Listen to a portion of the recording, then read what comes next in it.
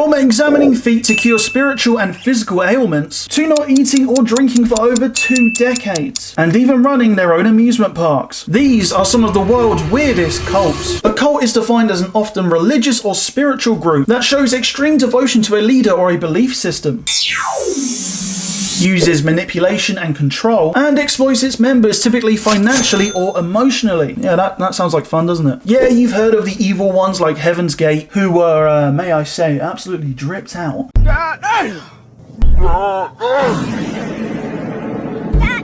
But today I want to delve into the ones that believe in things a little stranger. So let's start with the Breathinarians.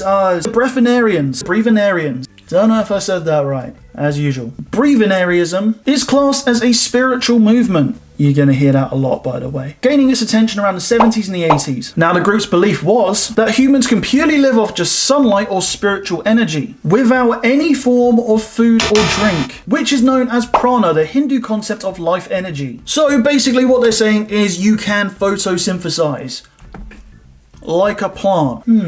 Yeah, you know, that entire digestive system that you were born with is just, well, placebo. The claims of the group were that food and water is optional, and that eating is a habit and not biologically necessary. By mastering breathing and energy absorption, you can ultimately transcend your physical needs. So you're probably asking yourself, did people fall for this? Of course they did. Did it go badly? Yes. A woman by the name of Verity Lim was found dead by a fisherman on the west coast of Sutherland in Scotland. In her diary, it explained that she was practicing breathinarism. Oh my god, I don't know anymore. I don't care. Believing that it would spiritually cleanse her body and recharge her both physically and mentally. One of the key figures of the movement is Ellen Grieve, or as she likes to go by, Jasmuheen. What is it with cult leaders and having like weird names? I don't get the correlation. Jasmuheen, Ellen, claimed that she could live on light and air alone. So she participated in a televised experiment to prove this claim.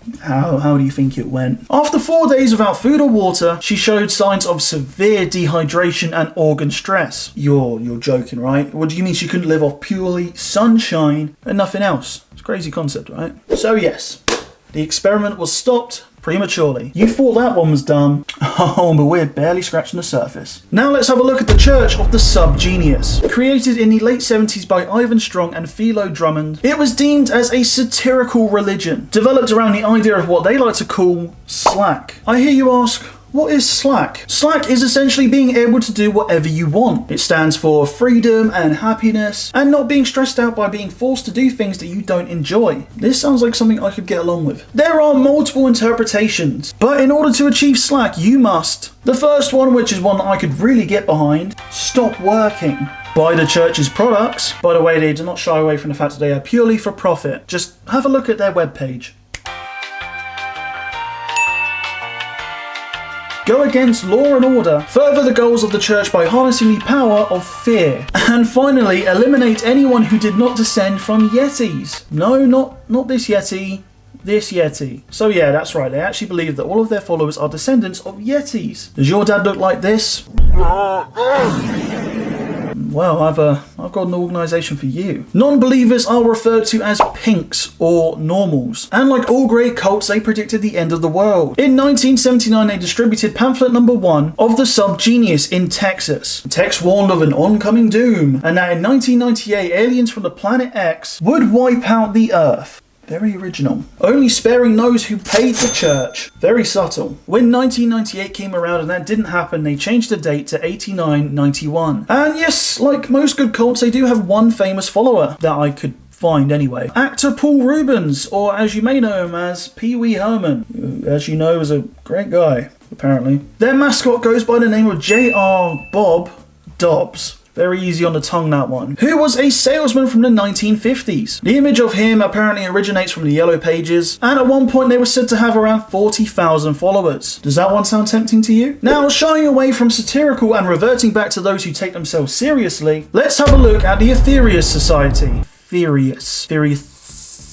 Founded in 1955 by Dr. George King, who was a London cabbie. If you don't know what cabbie is, it's just a taxi driver, you know, the one to drive these weird cars. He claims that he came into contact with aliens. Again, very original. But he claims the alien he came into contact with is Aetherius, a Venus-based alien, who essentially used King as a voice box to spread their message. Their beliefs are UFOs, aliens, and yoga, believing that religious figures such as Jesus are actually aliens descendant from Venus. Of all of the planets, why Venus? The cult or spiritual group, whatever you want to call them, still meet up on July 23rd or sometime around then. I don't really know, it's kind of blurry. Now, it's what they do at these meetups that really caught my attention. So get ready for this. They place a battery on a tripod. They have prayer group teams of 3 that put energy into the battery. How do they put energy into it though? The others gather around the battery and send mantra. Almighty God,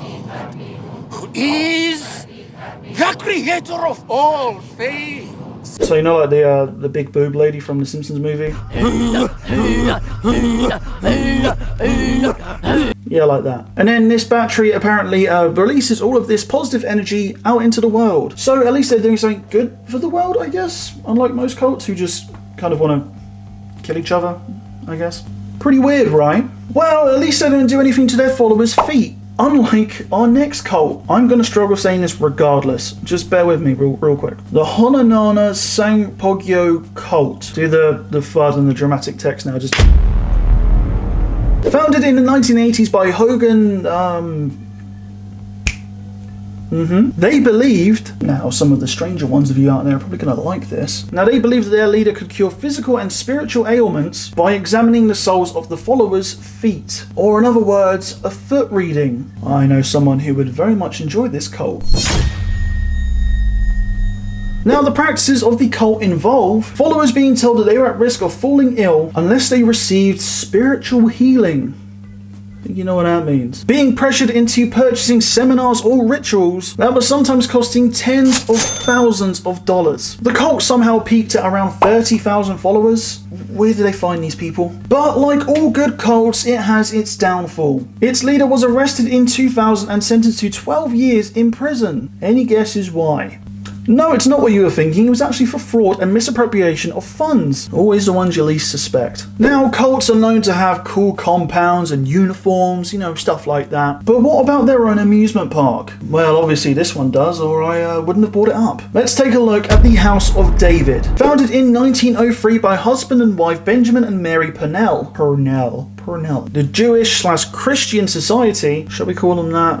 They're not, they're a cult. Originally titled the Israelite House of David, and starting life in Benton Harbor, Michigan. They advocated for celibacy and spiritual healing, as well as, long hair and beards. Perfectly normal combination there. But some of their core beliefs were physical immortality, vegetarianism, communal living, and ironically, pacifism. I sound so dumb. Which is basically non-violence. They believed in non-violence. You'll see why that's ironic shortly. So anyway, they had over 1,000 acres of land, its own electricity plant, a coach factory, a zoo, orchestra, 3 bands, its very own baseball team, which in 1913 began playing professionally. And of course, the big one, its very own amusement park, which I think was called Eden Springs. Now, I haven't researched this video very well, have I? And of course, a hotel. This is what the amusement park looked like, and I'll be honest with you, it doesn't look great. But it all came crashing down when, and remember when I said they believed in non-violence. You'll see why that's ironic shortly. One of the co-founders, Ben Purnell, was accused of inappropriate behaviour. Who saw that one coming? Bit of a running theme with these cult leaders. You want a bit naughty. Now, 13 women accused him. Sorry, 13 minors accused him. And not these kind of minors either. He actually wasn't committed of any of those crimes, but he was committed of fraud. But annoyingly, he died of tuberculosis before sentencing. It's now called the City of David and has approximately 3 followers. So yeah, if you're thinking of joining a cult, maybe don't. Now that brings us to the end of this video, and I want you guys to let me know in the comments down below if there's any weird cults that I missed out. As always, thank you so much for watching. I've been harrisonay, and I will see you when I see you.